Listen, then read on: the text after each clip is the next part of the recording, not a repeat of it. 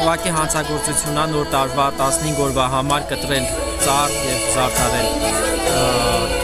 տունը այդ ծառով։ Մենք առաջարկում ենք ապրող ծառեր, որոնք կարող են վարձակալել։ Այս ակցիայի հետ մեկտեղում ենք նաեւ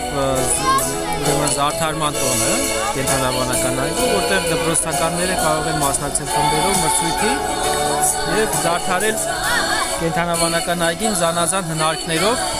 օգտագործելով վերամշակվող նյութեր։